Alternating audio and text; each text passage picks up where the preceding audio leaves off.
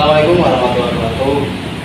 Bersama saya Muhammad Osudo, CGP Angkatan 11 Kabupaten Pekalongan. Kali ini saya akan membuat tugas demonstrasi konseptual modul 3.1 tentang ilmu etika.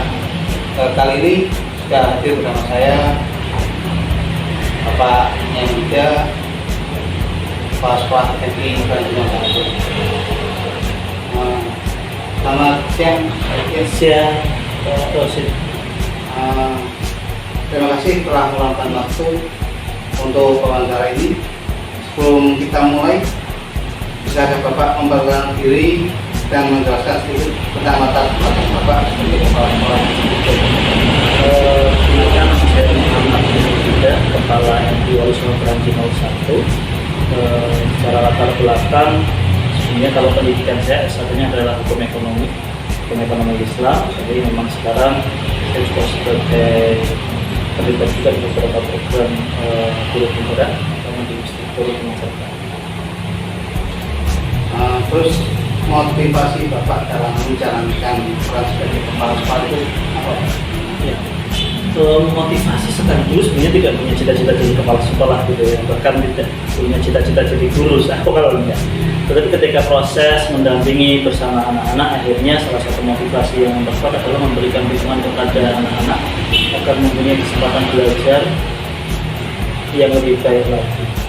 Pendidikan yang memang berpihak pada anak, yang pendidikan yang memang tujuannya untuk anak tidak hanya sekedar administrasi saja, tapi memang apa yang dilakukan, programnya, proses pembelajaran memang itu berdampak kepada anak. Jadi punya tidak punya cita-cita jadi guru sebelumnya. Kuliahnya aja hukum ekonomi Islam gitu ya. Tapi kalau S2-nya pendidikan, kan sudah mulai ketika sudah jadi guru gitu ya, mulai tertarik ininya memang mendalami lagi. Tapi dari awal memang tidak, akan lebih ke takut gitu ya.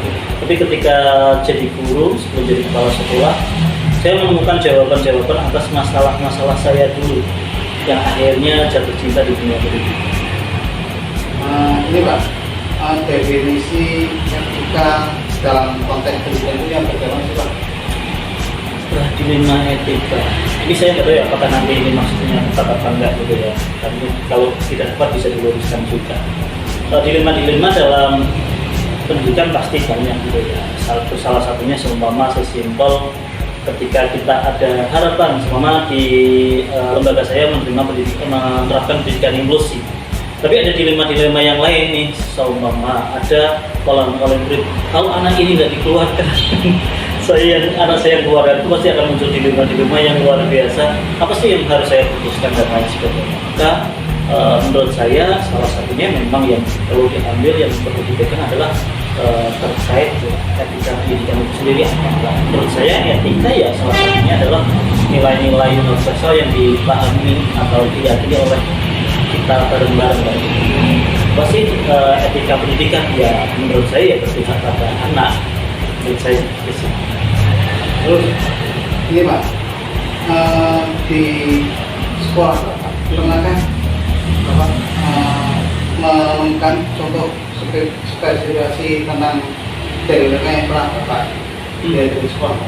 Ya, tadi yang saya contohkan itu ada dilema juga. Saat itu ada anak ABK terjadi konflik dengan anak yang adalah dari normal gitu ya. Yang mempunyai hambatan itu ada dilema dan memang melakukan tindakan itu lumayan membahayakan.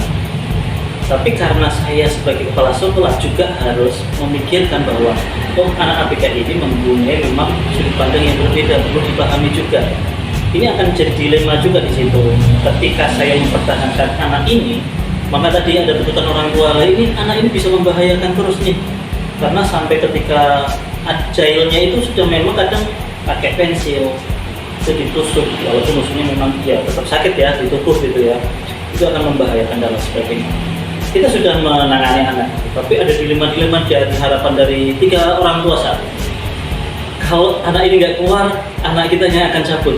Wah, itu sangat luar biasa, menantang dan lain sebagainya. Mengkomunikasikan menurut saya jadi penting banget kepada orang tua atas nilai atau value yang sedang diperjuangkan oleh lembaga. Salah satunya bahwa ini bisa juga terjadi pada putra-putri yang tadi protes juga, bahwa ada tuntutan melalui kalau ini semacam ini, maka kita harus berpikir pada ya etika yang harus kita pertahankan. Kalau saya mempertahankannya apa ya, anak ABK tadi, walaupun kita mengkomunikasikan juga bagaimana orang tuanya juga memberikan treatment juga gitu ya, stimulus-stimulus di rumahnya agar secara emosional juga mulai terkontrol. Karena saya percaya emosional anak yang muncul juga masalahnya biasanya seringkali ya mencontoh apa yang terjadi di rumah juga. Maka nggak bisa nih hanya menyalahkan anak, ini anak harus keluar. Ini nggak, masalahnya nggak selesai juga. Ini bisa jadi kalau anak ini pindah, kira-kira akan muncul masalah nggak di sekolahan lainnya? Iya kan? Ini ada dilema. Saat itu memang ada akhirnya salah satu saya berhasil mempertahankan dua orang tua, tapi satunya nggak berhasil, ya udah. Saya nggak bisa, kalau mau minta pindah ya saya berikan rujukan. Itu dilema yang menurut saya luar biasa menantang, karena ada tuntutan menguras emosi dia. menguras emosi. Karena gimana? Kalau ini terus berlanjut, ini isunya besar loh Pak. Nah, ini Pak, tadi kan mengenai orang tua, anak itu sendiri. Nah, cara mengedukasinya itu seperti apa Pak? Kalau di kami, kalau murid itu untuk anak, memang ya di proses pembelajaran harus, karena di lembaga kami adalah menerapkan pendidikan inklusif, maka memahamkan anak-anak tentang keberadaan teman-temannya yang dalam tanda kutip spesial tadi. Gitu ya. Oh semacam tantangannya tidak hanya anak yang berinteraksi secara langsung, bahkan ketika kita merintis banget gitu ya tentang pendidikan inklusif tahun 2011-an, ada salah waktu itu belum musim WA ya, pas saya SMS gitu ya. Itu ada yang SMS gitu, anak gila kok diterima. Anak itu kok diterima di sekolah gitu ya. Wah, itu tantangan yang luar biasa. Salah satunya adalah mengedukasi ya orang tuanya. Dengan cara apa? Kita melakukan pendidikan pengasuhan kepada orang tua. Ada kurikulum untuk orang tuanya, yaitu ada parenting yang secara keberlanjutan. Kita ada dimasukkan juga di Kaldik, gitu ya. Akhirnya jelas kayak, insya Allah hari Ahad besok juga ada kelas 3 itu akan akhirnya berkesinambungan nih. Karena apa? Ya karena tadi yang perlu dalam tanda kutip mendapatkan edukasi tidak hanya selesai di anak, tapi semuanya nih, ya orang tuanya, ya gurunya harus terlalu diupdate juga. Ya, masyarakat sekitar biar memaklumi. Ya dulu ada anak ABK yang narik, maksudnya kategorinya autis. Itu ketika istirahat, BAB-nya itu di rumah warga, bukan di sekolah. itu kan harus memahamkan sekitar apa sih value yang sedang diperjuangkan oleh lembaga. Akhirnya ya, tetap ada laporan minimal, oh anak ini semacam ini sedang diperjuangkan oleh lembaga. Akhirnya ketika ada konflik pun cepat diredam. Pak, selanjutnya dalam menjalankan PWTK itu pengambilan keputusan sekolah, pertama kasus-kasus di mana ada dua kepentingan itu caranya bagaimana? Isinya kita mendiskusikan biasanya kedua, seumpama ada kasus kalau ini berkaitan dengan orang ya kita akan mengkomunikasikan ke dua belah pihak. Seringkali kita terpisah dulu baru kita ketemukan. Tapi ada beberapa juga kadang-kadang dilema-dilema terkait tidak kasuistis karena ada kasus gitu ya, karena kita ingin ambil kebijakan ya atau mau ambil program apa nih gitu ya. Itu kadang-kadang muncul dilema. Ini kita butuh melakukan ini, tapi ada kendala lain juga nih. Seumpama terkait PPDB deh. PPDB ini akan jadi muncul dilema juga. Seumpama dilemanya adalah kita itu setiap PPDB ABK-nya itu luar biasa banyak. Yang diterima sampai, padahal kita hanya menerima 4 anak ya. Tapi yang daftar itu bisa 15, 20. Terus kita harus memilih seperti apa? Terus kayak dilema juga. Ya itu muncul dilema karena apa? Kita prioritasnya apa sih? Apakah mau cepet-cepetan aja atau memang kebutuhannya? Ya akhirnya kita melakukannya adalah ya, dengan cara mengkomunikasikan. Kita pikir ya udah deh kita ambil keputusan.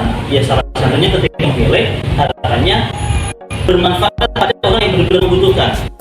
Nah, salah satunya hasil rapatnya dengan Dewan Guru dan lain sebagainya. Yang pertama adalah terkait usianya. Nah, bagaimana anak ABK kan seringkali hanya di sini cari sekolahan sulit, maka usia yang lebih tua biasanya itu salah satu jadi indikator untuk kita mudah indikator untuk prioritas yang kita terima juga. Berikutnya ada terkait hambatannya. Hambatannya apakah masih bisa kita tangani apa enggak? Kalau hambatannya terlalu berat, biasanya kita akan merekomendasikan untuk oke, silakan konsultasi ke psikolog lebih dalam. Apakah ini layak masuk ke pendidikan lembaga yang inklusif atau ke SLB nih? Berikutnya jarak. Ya, ini juga jarak jadi pertimbangan agar anak-anak yang di sekitar ini ya justru yang diserap masih ya dalam tanda kutip yang mengabaikan gitu. Tapi realitanya ada yang dari kota Pekalongan. Ya, saat itu karena memang hambatannya ini dan lain sebagainya, hasil asesmen semacam itu karena usia juga akhirnya kita pertimbangkan. Tidak ada yang ini dari tiga ini prioritasnya apa? Enggak, tiga-tiganya tetap dirapatkan. Ketika sudah ada tim yang asesmen awal gitu ya, kondisi seperti apa, datanya dirapatkan, kita ambil kesimpulan kira-kira mau ambil anak yang mana saja. Pasti ini dalam ambil keputusan itu berarti dengan berkasih atau ada timnya? Ada tim. Kalau tergantung kasusnya ya. Kalau terkasus sama PPDB itu ada timnya. Timnya nanti akan memaparkan. Tapi kalau beberapa dilema sama yang tadi kasus seperti orang tua dengan orang tua yang akhirnya dari tadinya anak sama anak, itu memang saya nangani secara langsung karena tetap diskusi di belakangnya, diskusi dengan dewan guru yang lain. Biasanya saya wakil kesiswaan sama wakil kurikulum untuk mengkomunikasikan, tetapi ketika menghadapi biasanya saya sendiri karena yang pertama saya ingin ada intervensi terlalu berlebihan misalnya, tetapi di belakang layar sebelumnya kita sudah ada diskusi ini resikonya apa karena dia muncul dilema kalau kita dalam tanda kutip anak ABK yang bermasalah yang sering dari ini nggak kita keluarkan, resikonya kalau ini keluarkan bahayanya apa? Nanti ada anak ABK yang lain, wali murid lain akan intervensi juga. Akhirnya apa yang kita perjuangkan memberikan layanan yaitu yang berpihak pada anak ya tadi ya bahwa education for all untuk pendidikan untuk semua akhirnya terkikis karena ada intervensi orang tua yang lainnya yang menolak anak-anak ABK tadi. Maka ya udah edukasi bahwa ini bermanfaat kok untuk anak-anak kita, kehadiran mereka itu juga bermanfaat. Akhirnya melatih empati anak-anak yang dalam tanda kutip normal. Tapi menggunakan tim khusus. Kalau tidak, kalau masih untuk pekerjaan tertentu yang terus kita ada tadi ada yang psikolog baru dimasukkan ke yang tim tidak? Psikolog biasanya kita konsultasi karena kita biasanya sifatnya adalah kayak kita japri ini konsisten gini. Oh yaudah dirujuk aja nih bawa sini, sifatnya kayak gitu. Nanti pihak psikologi yang akan ini ya dalam tanda kutip sebenarnya ya ada tim gitu ya, walaupun tidak dari internal dari sekolah nih gitu ya. Memang kemarin dulu ada anak yang ada 2 tahun kita sudah wah ini kayaknya hambatannya lumayan besar nih gitu, tapi masih ingin menerapkan di sekolahan kami gitu. Benar 2 tahun nggak ada progres yang kelihatan, dia punya hambatan dari fisik dan lain sebagainya. Akhirnya coba deh rujuk ke psikolog ya. Kira-kira memang anak ini dari hasil nanti asesmennya apakah tepat di inklusi atau di SLB. Akhirnya psikolognya memutuskan untuk ke SLB saja ya udah. Karena memang yang lebih tepat ya psikolog. Kita mungkin punya ilmunya dikit-dikit, tapi kan nggak boleh mengklaim ya. Apakah ini autis ini Pak? Ya kita nggak bisa mengklaim juga gitu ya. Bukan kapasitas kita. Kalaupun mungkin secara garis besarnya ada tahu gitu, ini kayaknya secara ciri-ciri ini anaknya autis nih. Oh ini ADHD nih. Oh ini apa nih gitu ya. Oh ini disleksia, diskalkuliat maupun yang lainnya. Tapi kita nggak boleh mengklaim karena kita bukan dalam tanda kutip profesinya. Maka kita kerjasama. Itu Pak, tadi kan sudah ada dari psikolog, terus ini Pak, untuk apakah ada metode khusus yang Bapak gunakan untuk menganalisis pilar-pilar yang tadi sampaikan itu? Oke, kalau saya biasanya ambil prinsipnya apakah keputusan ini mendukung anak apa enggak? Ini yang saya pegang. Teorinya kita pakai menggunakan teori apapun silahkan. Tapi salah satu prinsip yang saya pegang adalah karena kita ingin menyelenggarakan harus berpihak pada anak, keputusan kita apakah baik untuk anak apa enggak. bisa jadi menurut guru, wah ini merugikan sekolah nih gitu. Nggak kutip gitu ya. Tapi ini baik untuk sekolah nggak? Wah ini gurunya pasti harus ada effort lebih nih gitu. Tapi ini baik untuk anak gitu. Nah, salah satu kunci yang perlu dipegang, salah satunya keputusan kita.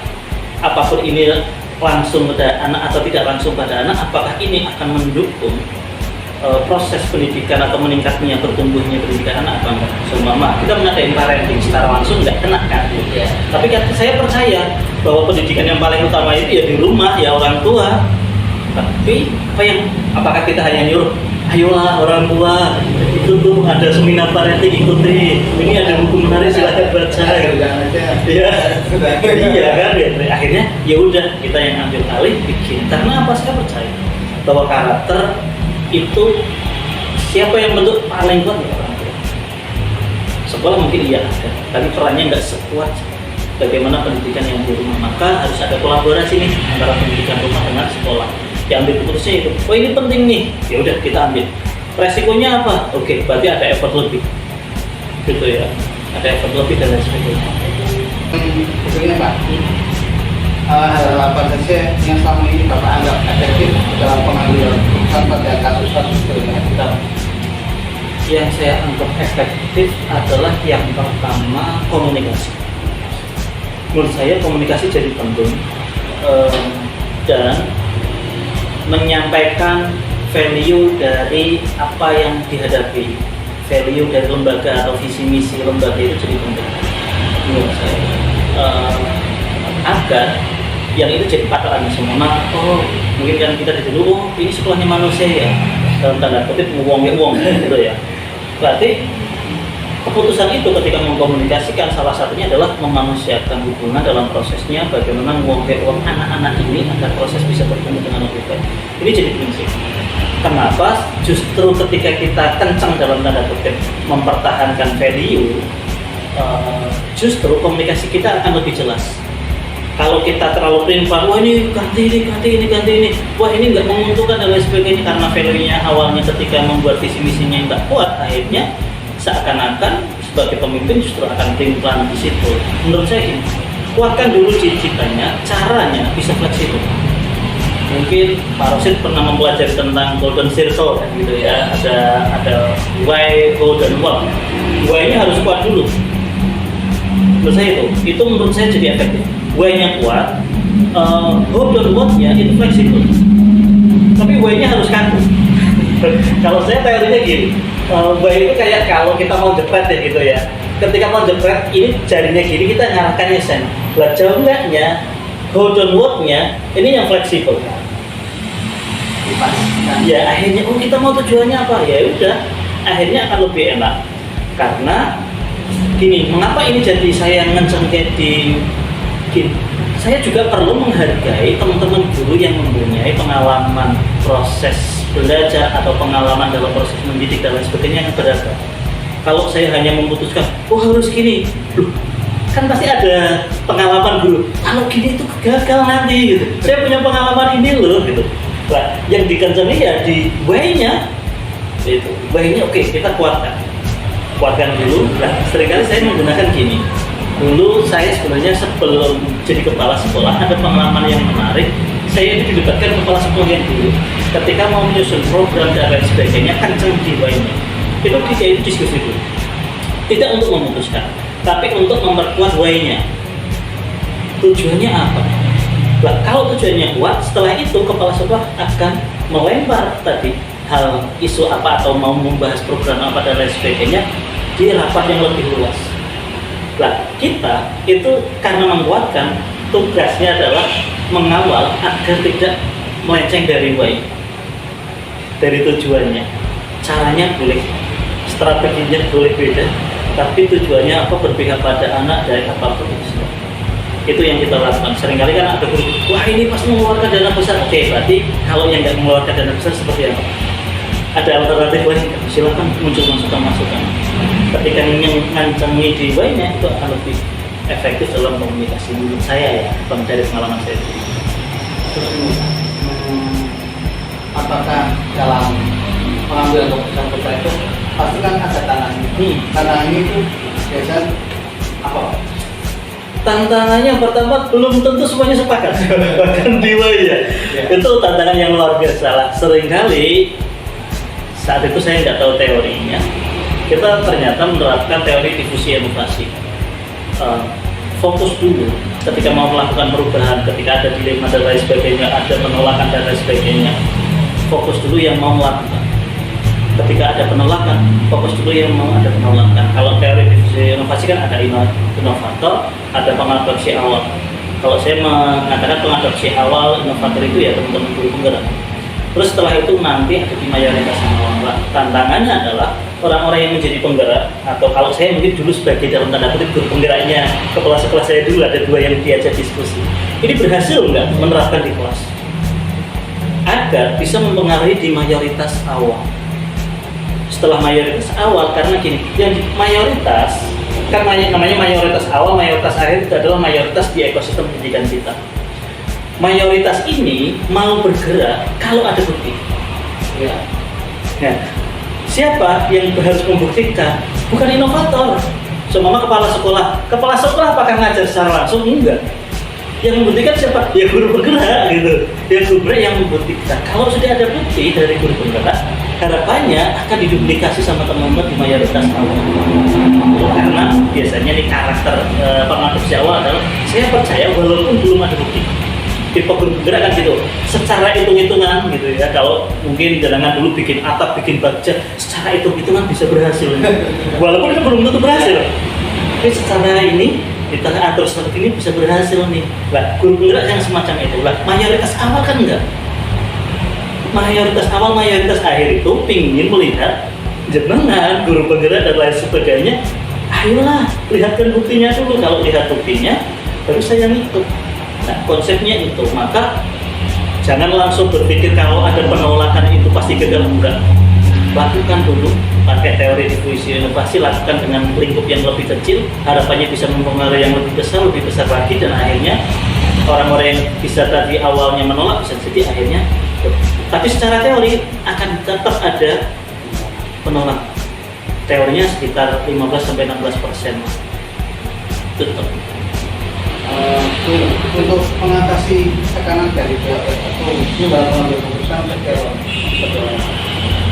yang pertama saya biasanya melihat ada regulasi, yang kedua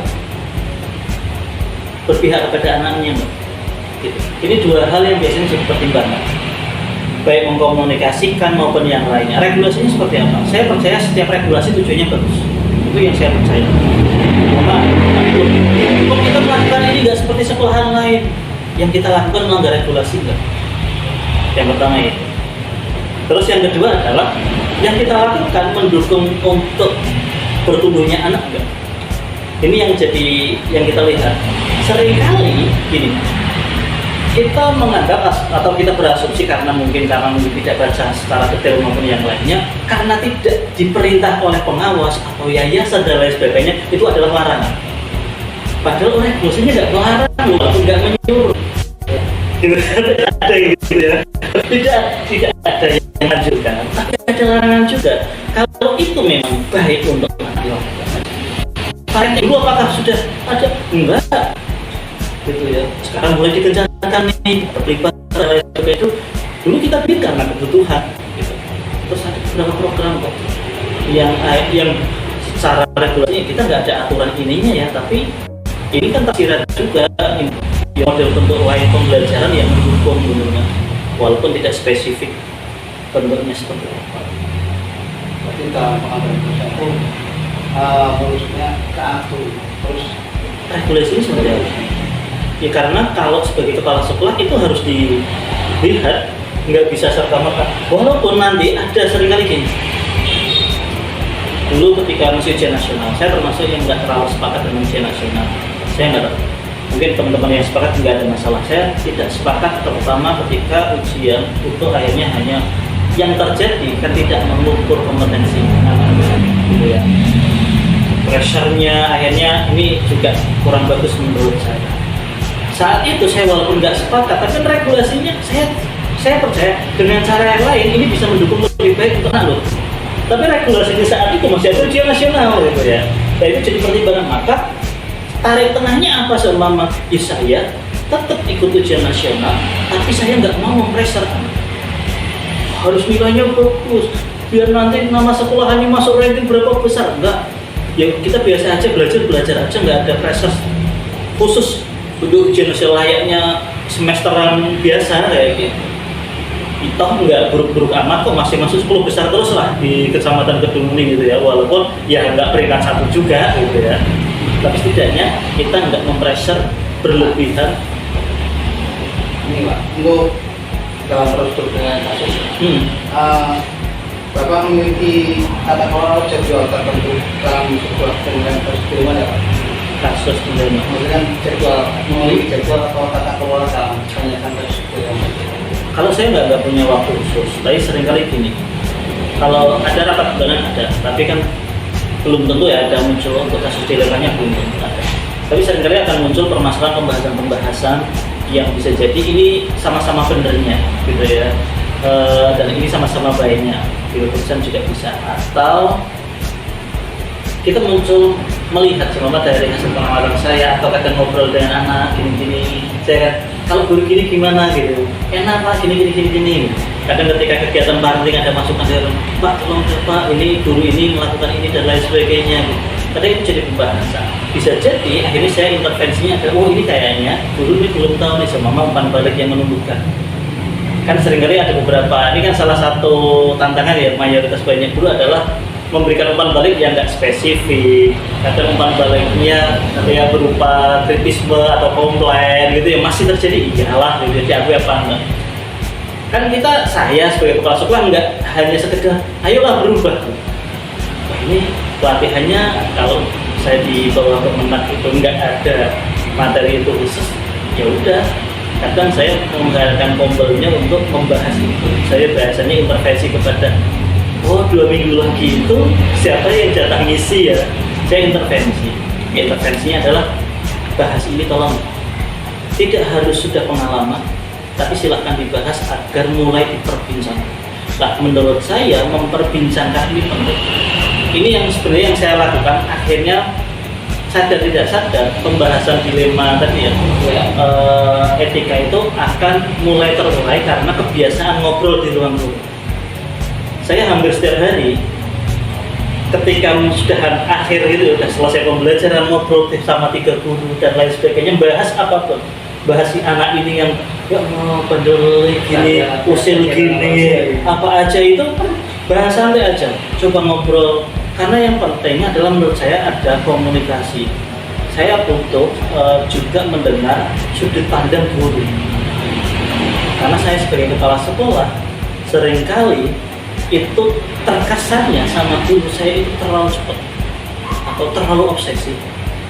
Kalau saya nggak pernah ngobrol, itu saya kekhawatiran gitu. Karena apa? Ide yang baik tapi tidak mengkomunikasikan dengan baik, ya hasilnya nggak.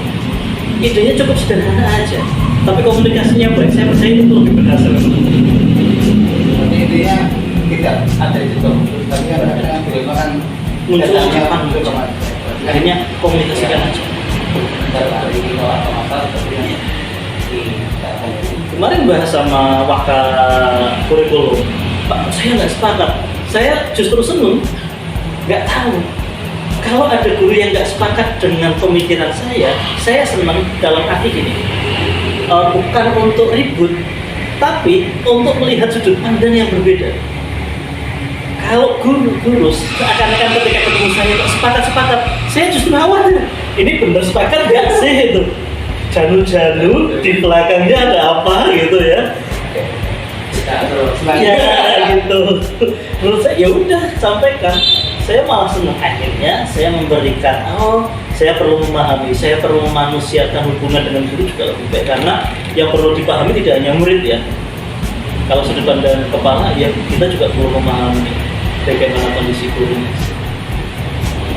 Ini Pak, itu kan tadi juga ada tantangan dalam mengurus itu, Bapak itu berapa? Kan sini kan mendokumentasikan, Mendokumentasikan keputusan Biasanya notoran singkat aja. Terutama kalau diskusi santai karena belum itu pasti nggak terdokumentasikan. Tapi kalau rapat bulanan dan lain sebagainya nanti biasanya TU-nya itu yang akan mendokumentasikan sebenarnya ada usul apa. Disilakan ketika ada usul tulis saja. Apakah harus disepakati saat itu enggak? Itu biasanya catatan-catatan di notoran rapat bulanan. Kalau rapat bulanan ada, tapi apakah selalu bahas itu belum? Tapi menurut saya catatan-catatan itu jadi penting. Ada masalah itu kan Ya. Kalau catatan biasanya saya hanya di ada masalah muncul kayaknya saya perlu bahas nanti. Pembahasannya ada ngobrol dulu di sesi-sesi santai. Biasanya nanti di awal bulan kita bahas. Kalau mendesak biasanya adain rapat dadakan. Karena enggak, kalau kita hanya fokus pada rapat bulanan, kadang kan ada masalah yang harus segera diselesaikan gitu. Gitu deh. Bikin informasi Bapak Ibu setelah ini selesai jangan langsung pulang ya, kita bahas ini kurang lebih setengah jam ini. Itu kadang menurut saya itu jadi penting sih, tapi memang perlu dikomunikasikan. Kalau dan saya nggak terlalu kaku, Pak saya udah bikin janji gini ya udah nggak apa-apa. Saya juga kira-kira ada seseorang atau faktor-faktor pendukung yang mempermudah dalam pengambilan keputusan dalam kasus pilihan Yang mendukung kebetulan saya salah satunya waka saya sih, waka saya punya waka kesukaan, waka kurikulum yang memang komunikatif. Saya diakui saya ada beberapa hal yang saya tidak bisa menjangkau semua guru semua, walaupun sebenarnya jumlahnya total kan nggak banyak, di sekolah saya berarti ada 21. Maksudnya gini, kan ada butuh kedekatan emosional, tidak semuanya itu secara emosional bagus dengan saya, nggak ada masalah, tapi tidak bagus gitu. Kadang saya butuh komunikasi melalui bantuan kalau kurikulum maupun watak kesiswaan saya, ini akan jadi baik. Dan obrolan siang setelah selesai itu seringkali saya mau bertiga itu dengan watak kurikulum sama watak kesiswaan. Nah ini menurut, dan mayoritas salah satu pendukungnya adalah guru-guru di saya itu mayoritas muda sih. Ya. Yang akhirnya komunikasinya akan lebih enak, tidak terlalu gapnya nggak terlalu jauh. supaya Ya, kalau tua pun selisih sama saya nggak lebih dari 10 tahun. Yang akhirnya komunikasinya masih ada tantangan nggak? Ya ada guru yang lebih senior dari saya, ada 4 juga yang lebih senior dari saya, tapi tidak terlalu jauh banget. Yang akhirnya komunikasinya masih satu pemikiran atau masih gaya pemikirannya sama lah kayak gitu ya, gapnya nggak terlalu jauh, akhirnya masih itu mudah. Menurut saya salah satunya jadi keuntungan daya dukung juga dalam berkomunikasi sih. terus Pak, dari itu kan dari dalam sekolah. Kalau dari luar pernah nggak mendapatkan masukan atau opinian dari luar tentang pengambilan Orang tua. Ya, orang tua sering kayak ada beberapa hal sih, kayak di akhirnya kemarin kayak minta asesmen kepuasan, silahkan jawab dan nanti akan diberikan masukan, itu akan mempengaruhi juga. Terus yayasan, kadang kita mengkomunikasikan juga yayasan ketika ada dilema-dilema yang terjadi gitu ya. Orang tua dan yayasan jadi pasangan juga penting. Istri. Kadang mengkomunikasikan istri, sudut pandang gitu ya. Saya yang laki-laki, saya kadang butuh sudut pandang dengan pemikiran kayaknya ibu-ibu ketika ada dilema-dilema yang dihadapi juga oleh guru gitu ya, agar saya juga bisa memahami bagaimana sih yang sedang dihadapi tantangan dan sebagainya. Seumpama ini lumayan masih banyak nih guru-gurunya itu yang anaknya masih kecil-kecil semua. Wah itu dilema ketika anak saya sakit gini-gini. Saya harus berempati juga karena ini anaknya masih kecil-kecil semua kan. Iya gitu. Nah ini coba komunikasi ya, ada yang bisa menggantikan enggak dan lain sebagainya. Saya minta tolongnya biasanya itu biar nanti guru yang bersangkutan ketika izin mengkomunikasikan dulu dengan guru yang lain yang kosong, agar dalam tanda kutip dampaknya tidak besar pada murid-murid atau anak. Dari semua yang telah Bapak sampaikan, pembelajaran apa yang dapat Bapak petik dari pengalaman pengambil keputusan dalam Ya, yang bisa dipetik bahwa saya percaya bahwa setiap perjalanan itu pasti akan menemukan dilema-dilema. Dalam proses mengambil kebijakan dengan mengkomunikasikan yang baik, setidaknya menghindari, setidaknya berusaha menghindari solusi atau pengambilan keputusan yang kurang tepat.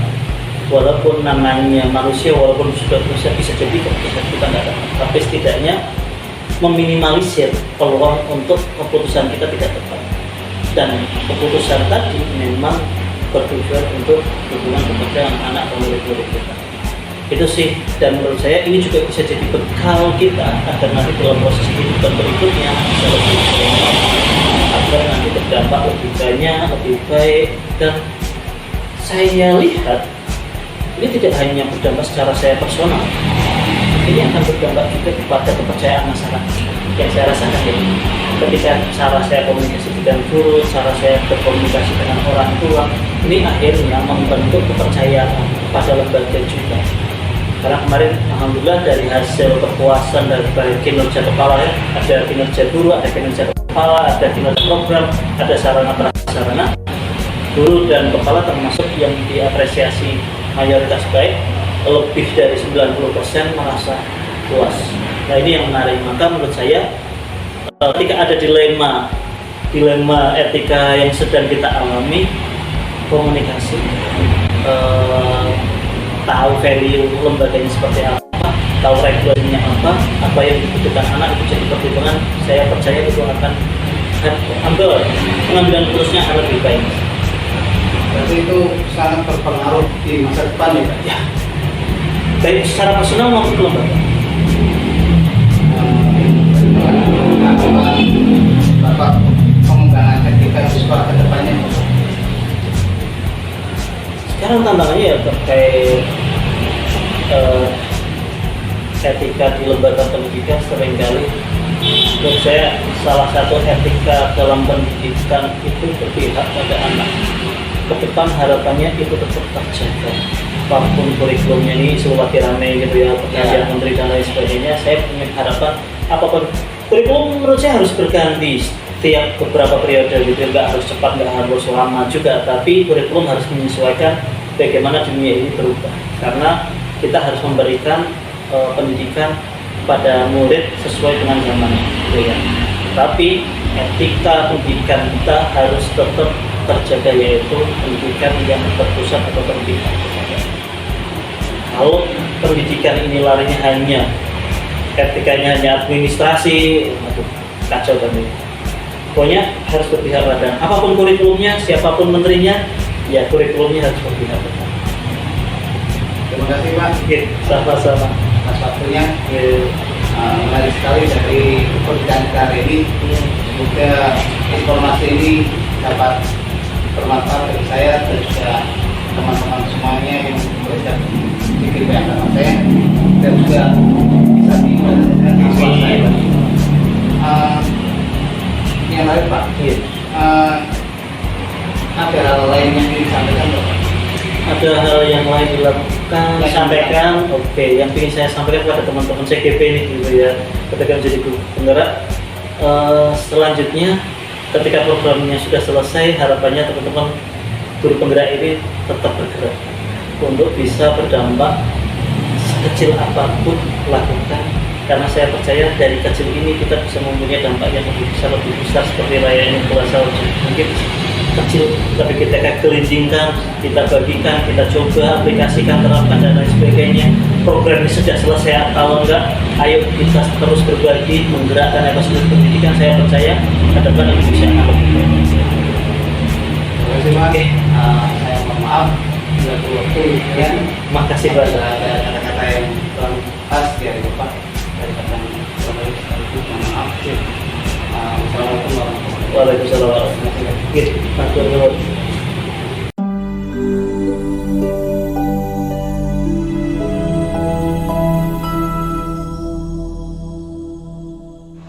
Assalamualaikum warahmatullahi wabarakatuh. Kami Ervina Handayani dan Bapak Muhammad Rashid Ridho, kami dari CGP Angkatan 11 Kabupaten Pekalongan akan melaksanakan tugas demonstrasi kontekstual modul 3.1 pengambilan keputusan berbasis dilema etika. Telah hadir bersama kami Bapak Kepala Sekolah SD Negeri 5 Bulanan. Selamat siang Bapak Kepala Sekolah. Selamat siang Bu Vina dan Pak Rasid. Selamat siang juga Pak. Apa kabar Pak hari ini Pak? Alhamdulillah sehat ya, baik. Gimana kabar kalian semua? Baik Pak. Baik, alhamdulillah Pak. Terima kasih telah meluangkan waktu untuk wawancara ini Pak. Sebelumnya kita mulai dulu memperkenalkan diri, menjelaskan sedikit tentang latar belakang Bapak sebagai kepala sekolah Bu. Oh, bisa. Ya, terima kasih atas kehadiran kalian semua. Semoga wawancara ini bisa bermanfaat untuk kita semua. Ya, perkenalkan nama saya Tur Aziz, SPK dari Arab, selaku kepala sekolah di sini. Dan sebelumnya saya itu di SDN Dua Akap itu per 22 Desember 2023, karena sebelumnya saya adalah guru yang pertama di tahun 2021 ditugaskan di SDN Soli, kemudian di tahun 2021 itu dipindahkan ke SD 1 Batasari, dan per 22 Desember kemarin tahun 2023 itu saya baru ditugaskan di SDN 2. Jadi seperti itu mungkin yang bisa saya sampaikan, latar belakang saya seperti itu. Perjalanan yang panjang Pak ya. Apa motivasi Bapak menjalankan peran sebagai kepala sekolah? Iya, di sini motivasi saya itu ya biasa saja ya, setelah kepala sekolah misalnya menginginkan lingkungan sekolah itu bisa inklusif dalam kegiatan belajar dan juga bisa mendukung pertumbuhan siswa dan gurunya, serta memberikan dampak positif bagi yang bagi berkelanjutan dan masyarakat melalui pendidikan yang berkualitas. Yang sangat positif ya Pak ya. Yang selanjutnya, bagaimana Bapak mendefinisikan etika dalam konteks pendidikan Pak? Ya, definisi dalam etika ya, etika konteks pendidikan. Bagi saya ini merupakan pedoman moral ya. Jadi pedoman moral yang harus dimiliki oleh semua pihak yang ada di sekolah, di mana ini mencakup tanggung jawab untuk bertindak adil dan menghormati hak-hak setiap individu, seperti itu. Oke Pak. Berarti etika dalam konteks pendidikan berarti menurut kamu tadi kan pedoman moral di sekolah. Iya. Terus selama ini bagaimana Bapak dapat mengidentifikasi kasus-kasus yang merupakan jaring etika atau rujukan moral di sekolah? Dalam saya mengidentifikasi kasus-kasus tentang rujukan moral yang etika itu, karena saya di sini sebagai kepala sekolah, tentunya untuk berkaitan dengan siswa yang berkaitan dengan kasus-kasus siswa itu biasanya kami dapat informasi dari teman-teman guru yang mana teman-teman guru itu menginformasikan kepada saya selaku kepala sekolahnya tentang kasus-kasus yang ada di siswa. Nah, untuk kasus-kasus yang berhubungan dengan teman-teman guru di sekolah itu biasanya secara langsung kita mendapatkan informasi yang dari teman-teman guru sendiri. Jadi lingkupnya kita bagi dua ya, yang satu adalah antara siswa dan Oke, berarti dapat informasi dari guru langsung dan juga menjadi dua antara dari siswa dan guru. Terus ya. ini Pak, apakah ada contoh yang spesifik mengenai kasus-kasus dilematika yang pernah Bapak hadapi di sekolah? Ya, banyak sekali ya kasus-kasus tentang dilematika yang ada di sekolah, baik itu tadi masalah di TK maupun murid-murid itu sendiri. Ya, kalau contohnya mungkin dalam siswa itu mengutamakan kesejahteraan siswa atau menurut permintaan orang tua yang mungkin tidak sejalan dengan kebijakan sekolah. Jadi kalau berkaitan dengan siswa mungkin contohnya salah satunya itu ingin mengutamakan kesejahteraan siswa ataupun memenuhi permintaan dari orang tua yang mungkin itu tidak sejalan dengan kebijakan tersebut. Berarti ada kebijakan dari orang tua yang ingin diutarakan, tapi semuanya kadang berbeda. Iya, karena terkait sekolah itu juga terkait dengan aturan yang ada di sekolah. Terus yang menjadi ciri utama dari dilematika yang Bapak identifikasi itu apa? Ya, cirinya kita bisa melihat dari konflik ya antara dua nilai ataupun prinsip moral yang mungkin sama-sama penting, seperti keadilan dan versus kasih sayang. Keadilan dan kasih sayang. Terus bagaimana Bapak mengedukasi staf dan para siswa mengenai etika dan dilematika?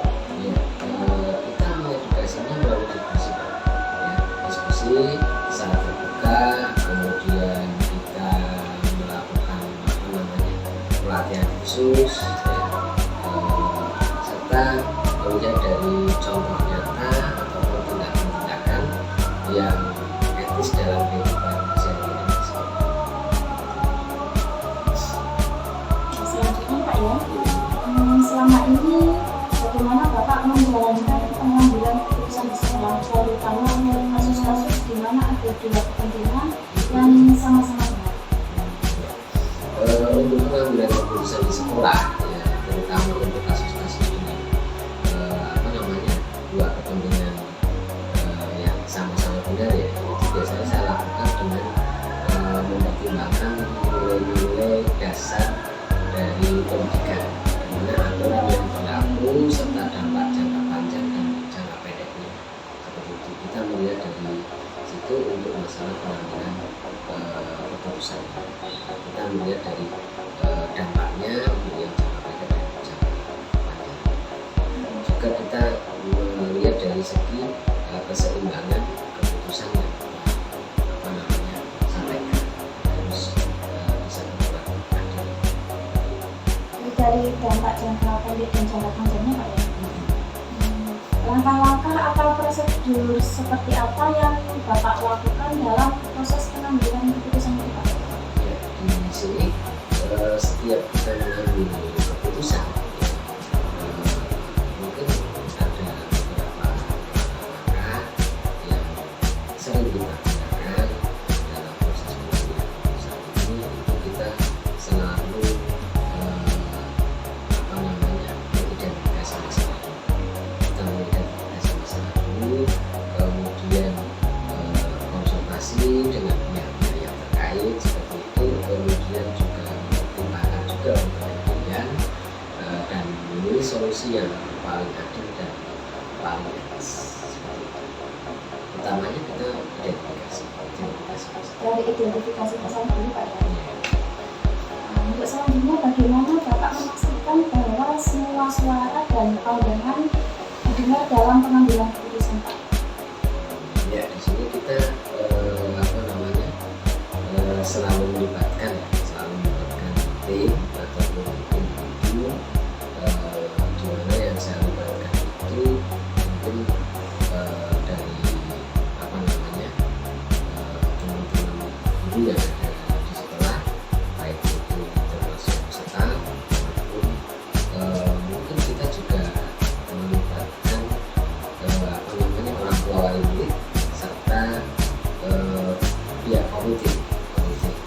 kita juga ada namanya paguyuban apa namanya wali murid juga, itu kita bisa libatkan juga perwakilan dari situ ketika kita apa namanya mempunyai permasalahan terkait dengan kasus telematika.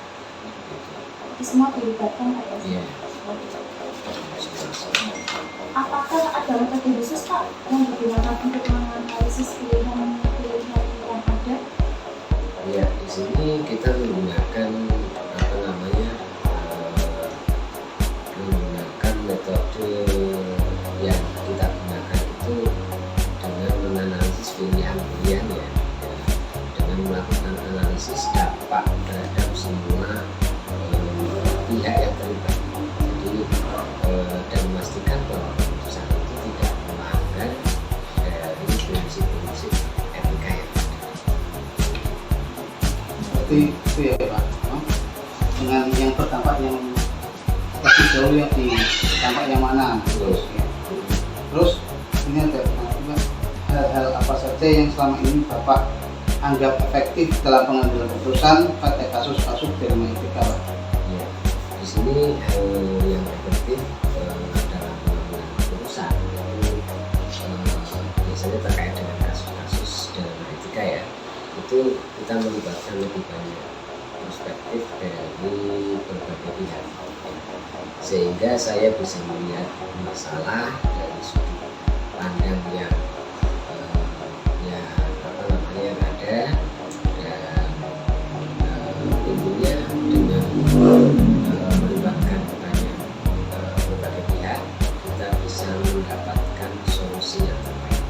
Seperti itu.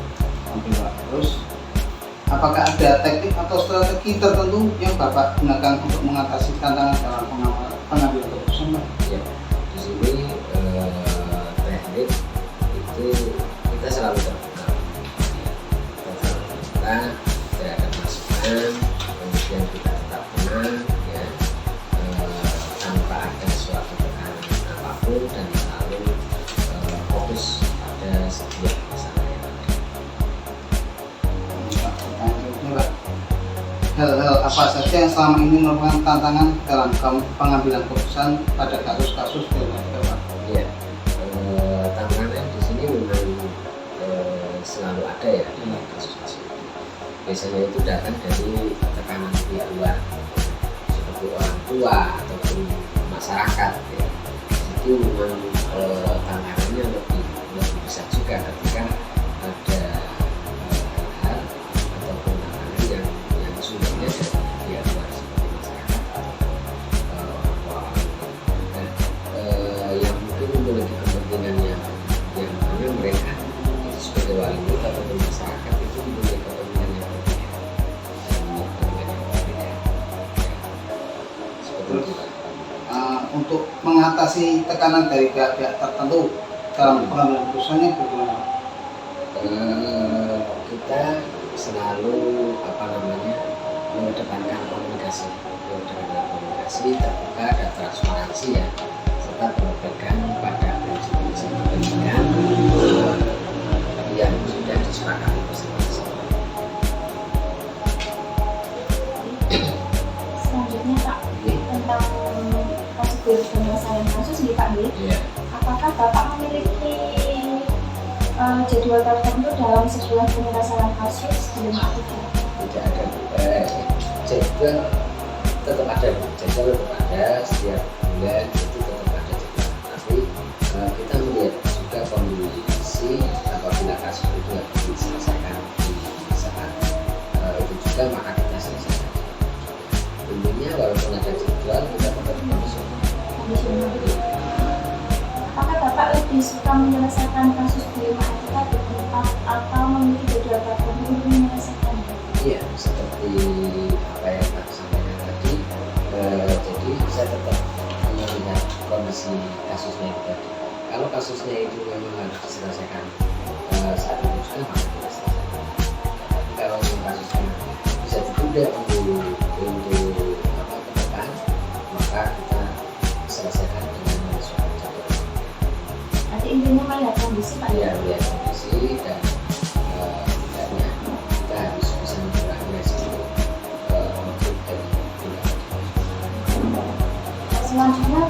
faktor prosedur seperti apa yang Bapak jalankan ketika menyelesaikan dilema etika? Iya, kita harus sebetulnya mengidentifikasi masalah dulu, kemudian kita harus diskusi ya, pada pihak yang terkait, kemudian kita analisis dampaknya, dan dalam pengambilan keputusan itu memang harus benar-benar transparansi, dan kita yang terakhir itu harus evaluasi. Setelah kita memberikan keputusan, itu kita harus evaluasi hasilnya. Evaluasinya Pak ya. Bagaimana Bapak mendokumentasikan keputusan yang diambil dalam kasus-kasus tersebut? Kasus-kasus tersebut biasanya kita dokumentasikan karena itu kan mengikuti ada kegiatan praktis juga ya, kita komunikasikan. Jadi biasanya kita buat rapat, kemudian ada surat resminya dan catatan-catatan tulis yang kemudian nanti kita simpan di dalam Oke Pak. Selanjutnya mengenai faktor-faktor pendukung Pak. Ini dalam itu menangani dilema itu ada seseorang atau faktor-faktor apa yang selama ini mempermudah atau membantu Bapak dalam pengambilan keputusan dalam kasus-kasus dilema etika Pak? Jadi faktor yang mendukung jelas itu dari semua guru yang ada di sekolah. Karena ini tindakan SD, maka di sini tidak ada kita membuat tim untuk menangani masalah itu. Kita gunakan semua sumber daya yang ada di sini. Kemudian mungkin dari pihak luar seperti tadi ada kami, itu juga merupakan faktor pendukung buat kami untuk memutuskan suatu hal yang sekiranya itu membutuhkan mereka suatu kapasitas. Terus peran kolaborasi antara guru lain dan dalam pengambilan keputusan terkait dilema etikanya bagaimana Pak? Nah, ini perannya sangat penting juga ya, ketika kita mengambil keputusan terkait dengan etika, karena perspektif mereka dalam membantu saya itu melihat dari masalah dan sudut pandang yang berbeda. Jadi banyak masukan yang mereka utarakan. Berarti banyak masukan dari guru lain dan Pak Ibu dalam Iya. Terus kira-kira Bapak pernah mendapatkan bimbingan dari pihak luar seperti apa Pak? Saat ini? Ya, tentunya mungkin kalau masalah selain dari dinas pendidikan juga, ataupun mungkin pakar-pakar tentang masalah kasus terkait dengan yang tadi di dinas pendidikan juga akan sampai masing-masing. Selanjutnya Pak, terkait dengan pembelajaran dari pengalaman. Dari semua hal yang telah Bapak sampaikan, pembelajaran apa yang dapat Bapak petik dari pengalaman mengambil keputusan dalam dilema etika? Di sini kita selalu menjaga keseimbangan, kemudian berpegang pada prinsip moral, serta selalu berkeadilan, dan meskipun mungkin ada tekanan dari pihak lain. Terus bagaimana pengalaman tersebut mempengaruhi cara Bapak mengambil keputusan di masa depan? Ya, paling tidak dengan pengalaman yang ada dalam mengambil keputusan, itu kita tetap lebih hati-hati, lebih hati-hati dalam mempertimbangkan semua aspek dan selalu melakukan untuk kepentingan siswa, karena itu pentingnya untuk belajar di sekolah. Kepentingan siswa Pak. Terus apa harapan Bapak untuk pengembangan etika di sekolah ke depannya Pak? Ya, di sini kalau di sekolah pastinya harapan kami itu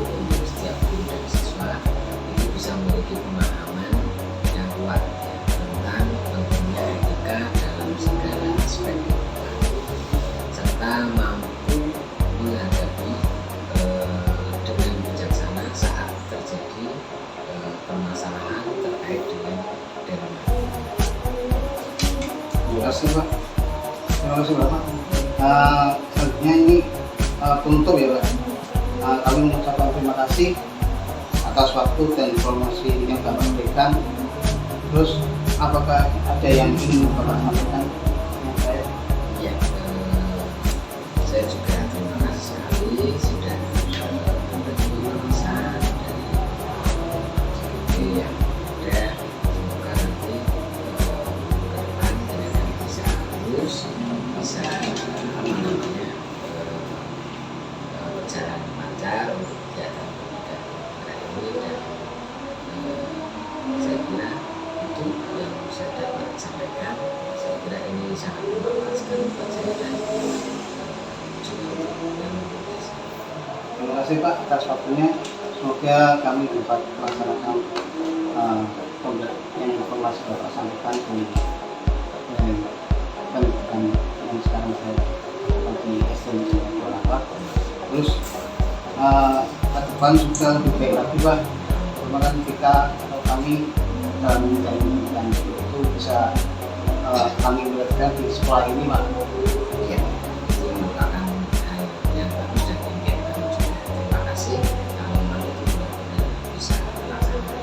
Semoga bisa membawa SDN itu menuju pendidikan yang berkarakter sesuai dengan pilihan ataupun visi-visi kita bersama. Katanya musik bagus sekali. Terus saya juga ingin itu Pak, bimbingan dari Bapak. Kan ini kan kita belum selesai, saya butuh arahan-arahan dari Bapak terutama dalam kegiatan seperti ini Pak. Bang SD ya Pak ya. Ya, siap. Kita bersedia, kita terbuka dan selalu mendukung apapun kegiatan yang dilaksanakan oleh semua sebagai untuk melaksanakan kegiatan di lingkungan. Terima kasih Pak atas waktunya. Kalau saya pamit. Assalamualaikum warahmatullahi wabarakatuh.